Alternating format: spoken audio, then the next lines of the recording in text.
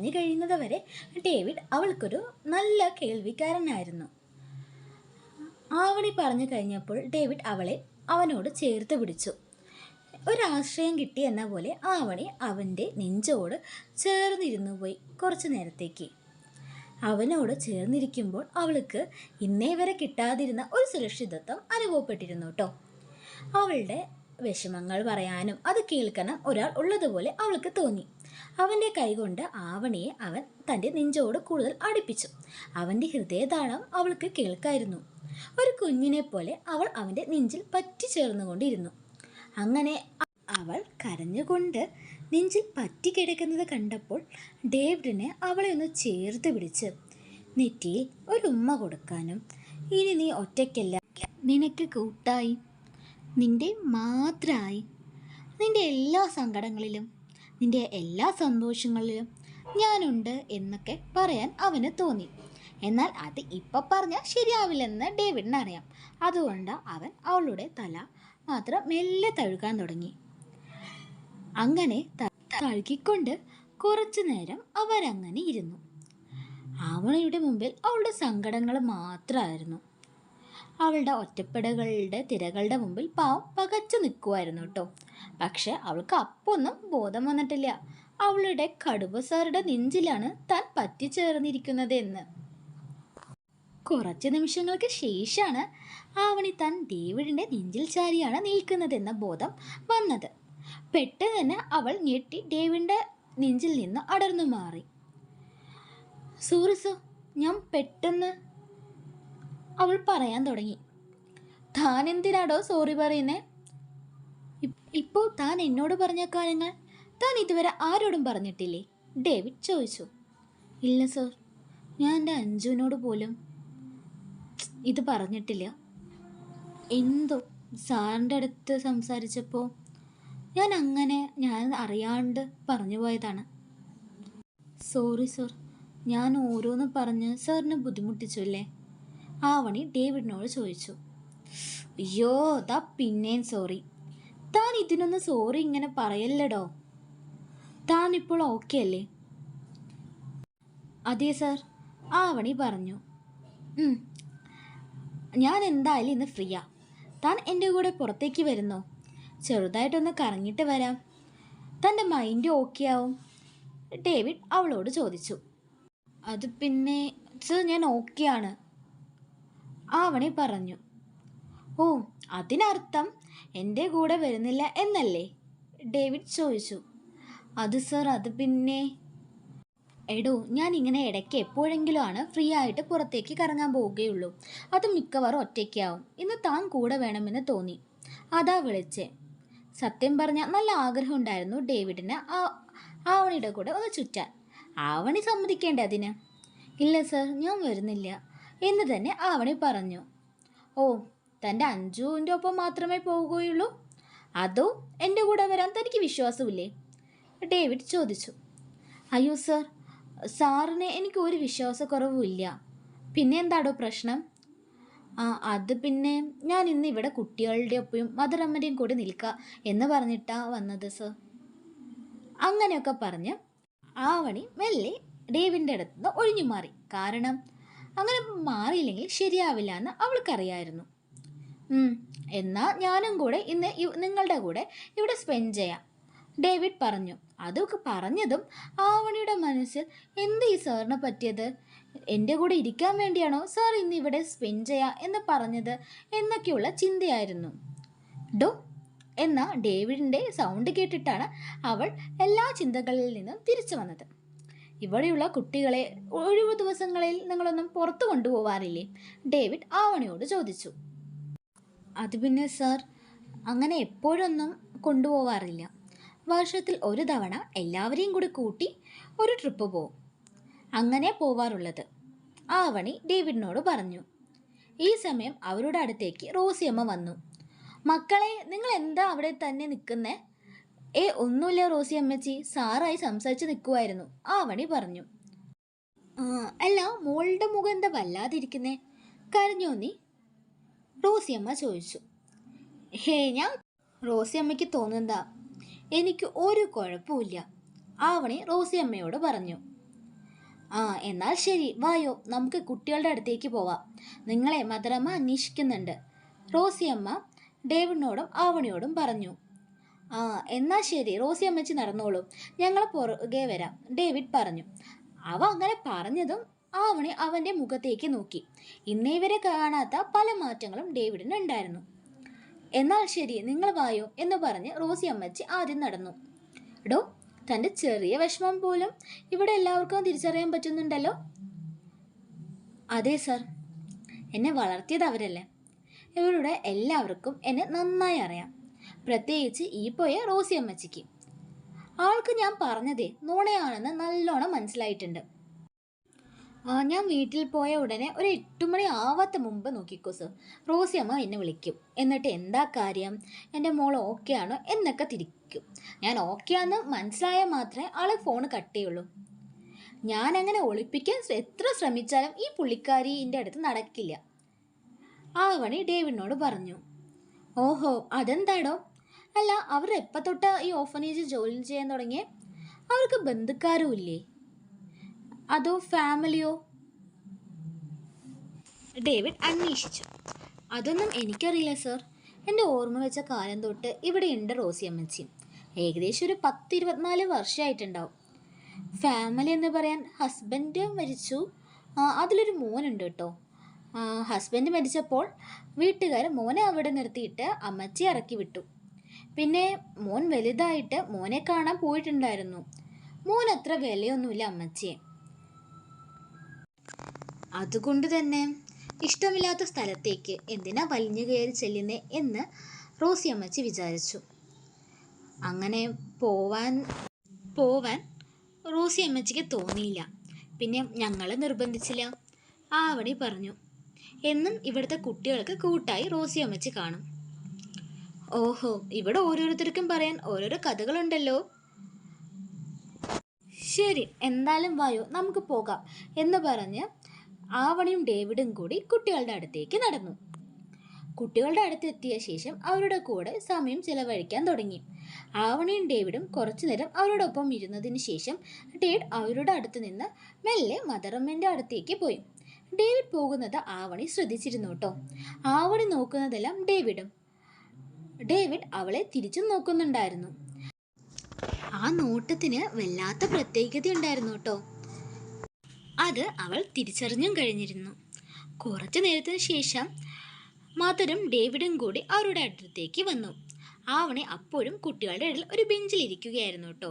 അപ്പോഴാണ് മദറമ്മ വന്ന് അവളെ വിളിച്ചത്. മോളെ ആവണി. എന്താ മദറമ്മേ? ആവണി ചോദിച്ചു. അത് പിന്നെ മോളെ, ഡേവിഡ് മോനൊരു ആഗ്രഹം. ഇന്ന് കുട്ടികളെ കുട്ടി ഒന്ന് പുറത്തുപോയി അവർക്ക് ആവശ്യമുള്ള സാധനങ്ങൾ വാങ്ങിക്കൊടുക്കണമെന്ന്. ഞാനും അതിന് സമ്മതിച്ചു. ഇന്ന് ഇവരുടെ സ്പോൺസർ ഡേവിഡ് മോനാണ്, മദർ പറഞ്ഞു. അത് കേട്ടപ്പോൾ അവൾക്ക് മനസ്സിലായി. അവൾ വരില്ല എന്ന് അറിഞ്ഞപ്പോൾ പിള്ളേരെയും കൊണ്ട് പോവാ എന്ന് ഡേവിഡിൻ്റെ പ്ലാനാന്ന് അവൾക്ക് മനസ്സിലായി. അതുകൊണ്ട് മോള് കൂടെ പോവോ? മോളുണ്ടെങ്കിൽ മോനും ഇവരെ നോക്കാനും മാനേജ് ചെയ്യാനും പറ്റും. മോൾക്ക് ബുദ്ധിമുട്ടാവോ? മദർ ചോദിച്ചു. എനിക്ക് ബുദ്ധിമുട്ടൊന്നും ഇല്ല മദർ, ഇവരുടെ സന്തോഷത്തിന് വേണ്ടിയല്ലേ ഞാൻ കൂടെ ചെല്ലാം, ആവണി പറഞ്ഞു. എന്നാൽ ഓക്കെ, മക്കളെ എല്ലാവരും പോയി റെഡിയായിട്ട് വായോ. നിങ്ങളെ ഈ ചേട്ടൻ ഇന്ന് പുറത്തു കൊണ്ടുപോവുകയാണ്, മദർ കുട്ടികളോടെല്ലാം പറഞ്ഞു. അത് കേട്ടതും കുട്ടികൾക്കെല്ലാം വളരെ സന്തോഷമായി. എല്ലാവരും സന്തോഷത്തോടെ റെഡിയാവാൻ പോയി. എന്നിട്ട് പെട്ടെന്ന് തന്നെ വന്നു. സിസ്റ്റേഴ്സ് കുട്ടികളെ അവരുടെ വാനിൽ കയറ്റി. മോളെ, ഞാനും റോസിയും ബാക്കി സിസ്റ്റേഴ്സും കൂടി വാനിൽ വരാം, മോളും ഈ കുട്ടികളും കൂടി മോൻ്റെ വണ്ടിയിൽ വായോ എന്ന് തൻ്റെ അടുത്ത് നിന്ന 3 കുട്ടികളെ ചേർത്ത് പിടിച്ചുകൊണ്ട് മദറമ്മ പറഞ്ഞു. അത് കേട്ടപ്പോൾ അവൾ ഒന്ന് ഡേവിഡിനെ നോക്കി. ഡേവിഡ് അവളെ നോക്കി ഒന്ന് കണ്ണിറക്കി ചിരിച്ചുകൊണ്ട് കാറിൻ്റെ ബാക്ക് ഡോർ തുറന്നു പിടിച്ചു. ആവണി ആ കുട്ടികളെയും കൂടി അവൻ്റെ അടുത്തേക്ക് ചെന്ന് കുട്ടികളെ കയറ്റിയ ശേഷം ഡേവിഡ് ഡോർ അടിച്ചു. എന്നിട്ട് ഡ്രൈവിംഗ് സീറ്റിലേക്ക് കയറിയിരുന്നു. ആവണി ഒരു നിമിഷം നിന്നു. എന്നിട്ട് ആ കുട്ടികളെ നോക്കിയ ശേഷം മുന്നിലെ ഡോർ തുറന്ന് ഡേവിഡിൻ്റെ അടുത്ത സീറ്റിൽ പോയി ഇരുന്നു. പോയാലോടോ? ഡേവിഡ് ചോദിച്ചു. ആ സർ, പോവാം, ആവണി മറുപടി കൊടുത്തു. കുട്ടികൾ നല്ല സന്തോഷത്തിലായിരുന്നു. അവർ പുറത്തെ കാഴ്ചകൾ ഓരോന്ന് കണ്ടും പരസ്പരം കാണിച്ചു കൊടുത്തും ഡേവിഡിനോടും ആവണിയോടും ഓരോന്ന് സംസാരിച്ചു കൊണ്ടും ഇരുന്നു. അവർ ആദ്യം പോയത് ബീച്ചിലേക്കാണ്. ബീച്ചിലേക്ക് പോയതും കുട്ടികൾ ആവേശത്തോടെ തിരകളിൽ കാലു നനച്ചും മണൽത്തരികളിൽ വീടുകൾ ഉണ്ടാക്കിയും കളിച്ചുകൊണ്ടിരുന്നു. അവരുടെ കളികൾ ഒരു ഭാഗത്തു നിന്ന് ആവണിയും ഡേവിഡും നോക്കിക്കൊണ്ടിരിക്കുകയായിരുന്നു കേട്ടോ. അവരുടെ കളിച്ചിരികൾ കാണുന്നതാണ് ആവണിക്ക് സന്തോഷമെങ്കിൽ അവളുടെ മുഖത്തെ സന്തോഷം കാണുന്നതാണ് ഡേവിഡിന് സന്തോഷം. അവൻ കുറേ നേരം അവളെ നോക്കിക്കൊണ്ടിരുന്നു. എന്നിട്ട് കുട്ടികൾക്ക് ഐസ്ക്രീം വാങ്ങി കൊടുത്തു. ഒരു ഐസ്ക്രീം ആവണിക്കും കൊടുത്തു. അത് കൊടുക്കുമല്ലോ. ആവണി ഐസ്ക്രീം കഴിക്കുന്നിടയിൽ ഡേവിഡിനെ ശ്രദ്ധിച്ചു. അവൻ്റെ മുഖത്ത് ഒരുപാട് സന്തോഷം ഉണ്ടായിരുന്നു കേട്ടോ. ഒന്ന് അവൻ്റെ മുഖത്ത് ഇതുവരെ കാണാത്ത ഒരു ചിരി വരച്ചു വെച്ചിരിക്കുന്ന പോലെ അവൾക്ക് തോന്നി. ആ ചിരി കാണാൻ നല്ല ചേലായിരുന്നു. അവൾ അവൻ്റെ മുഖത്ത് നിന്ന് കണ്ണെടുത്തില്ല കേട്ടോ. 1 മണിക്കൂറിൽ 40 മിനിറ്റും ആവണിയെ നോക്കുന്ന ഡേവിഡ് അത് കണ്ടു. ഡോ, താനെന്താ എന്നെ ഇങ്ങനെ നോക്കുന്നേ? ഡേവിഡ് അവളോട് ചോദിച്ചു. ഞാൻ ആദ്യമായിട്ടാണ് സാറിൻ്റെ മുഖത്ത് ഇത്രയും ചിരി കാണുന്നത്. സത്യം പറഞ്ഞാൽ നല്ല ഭംഗിയുണ്ട് കേട്ടോ സാർ. സാർ എന്താ ഇങ്ങനെ ചിരിച്ചിട്ട് ഓഫീസിൽ പെരുമാറാത്ത? ആവണി ഡേവിഡിനോട് ചോദിച്ചു. അതോ, ഇല്ലെങ്കിലേ ഓഫീസ് തലകീഴായി മറിഞ്ഞിരിക്കാം. ഒന്നും നമ്മുടെ ഓഫീസിൽ നേരെ നടക്കുന്നില്ലടോ. താൻ കണ്ടില്ല ബോബെ പ്രോജക്റ്റിൻ്റെ കാര്യം? അങ്ങനെ ഇരിക്കുമ്പോൾ ഞാൻ ചിരിച്ചും കൂടി സംസാരിച്ചാൽ നമ്മുടെ ഓഫീസ് പിന്നെ കാണില്ല. അതുകൊണ്ടാ.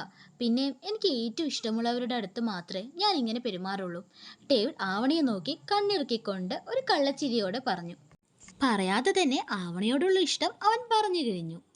ഏകദേശം അതവൾക്ക് മനസ്സിലായും. എന്നാലും രണ്ടാളും അത് പുറത്ത് കാണിച്ചില്ല. തിരിച്ചു പോകുമ്പോഴും കാറിൻ്റെ മിററിലൂടെ ഡേവിഡ് ആവണിയെ നോക്കുന്നുണ്ടായിരുന്നു കേട്ടോ.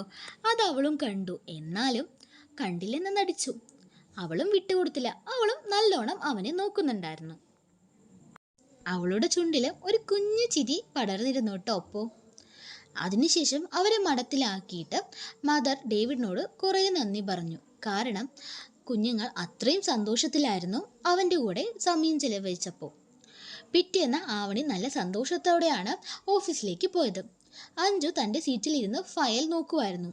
അഞ്ജുസേ, ആവണി വിളിക്കുന്നത് കേട്ട് അഞ്ജു ഫയൽ മാറ്റി അവളെ നോക്കി.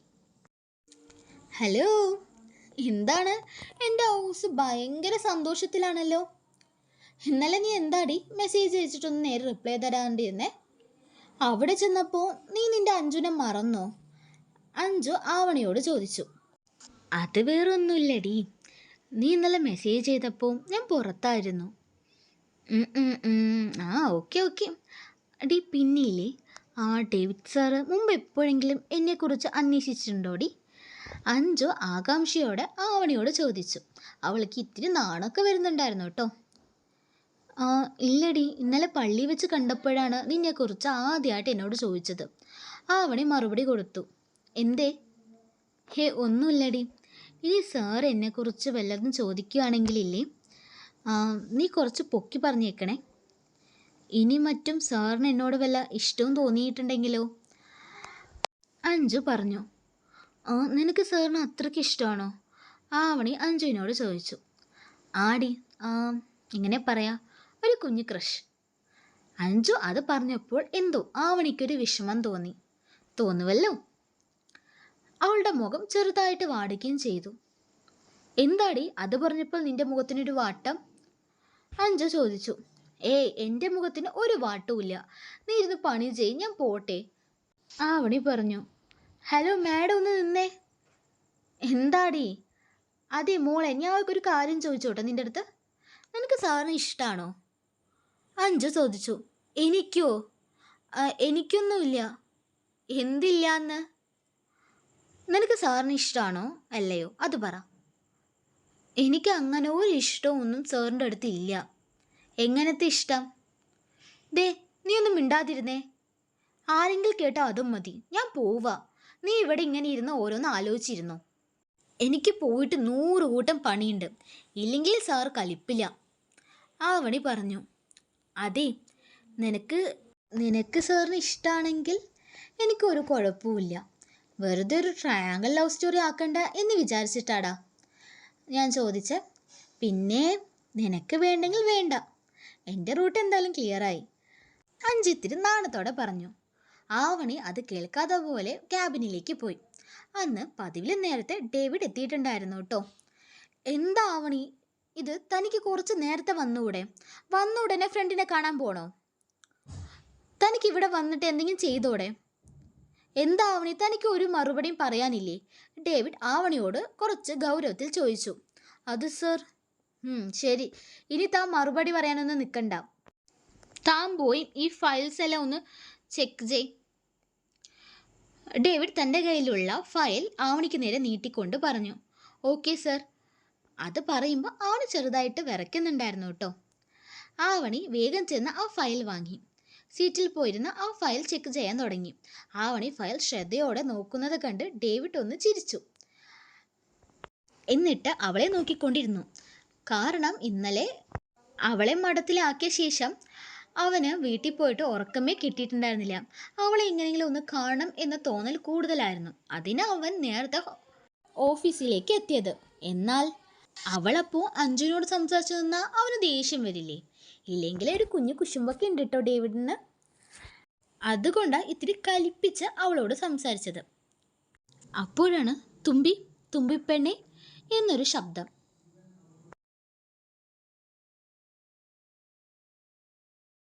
സോറി കേട്ടോ ഗായ്സ്, ദിവസവും വീഡിയോ ഇടണമെന്നുണ്ട്.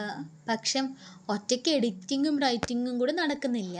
പിന്നെ അശ്വതി ഹെൽപ്പ് ചെയ്യുന്നുണ്ട്. അതുകൊണ്ടാണ് ഒരു ദിവസം വിട്ടിട്ടെങ്കിലും വീഡിയോ ഇടുന്നത്. പിന്നെ ഫോണിൽ എഡിറ്റ് ചെയ്യാനുള്ള ബുദ്ധിമുട്ടും. ഇനി എല്ലാ ദിവസവും ഓരോരോ ദിവസം ഇടവിട്ട് ഉറപ്പായും വീഡിയോ ഇട്ടുകൊണ്ടിരിക്കും കേട്ടോ. ഇതുവരെ തന്ന സപ്പോർട്ട് പോലെ തന്നെ ഇനിയും സപ്പോർട്ട് ചെയ്യണേ. വീഡിയോയുടെ ലെങ്ത്ത് കൂടിയാൽ ആരും കാണില്ല വിചാരിച്ചാൽ ലെങ്ത്ത് കുറച്ചേ, പിന്നെ അത്യാവശ്യം ലെങ്ത്തിൽ ഇടാൻ നോക്കാവേ. Thanks for watching guys.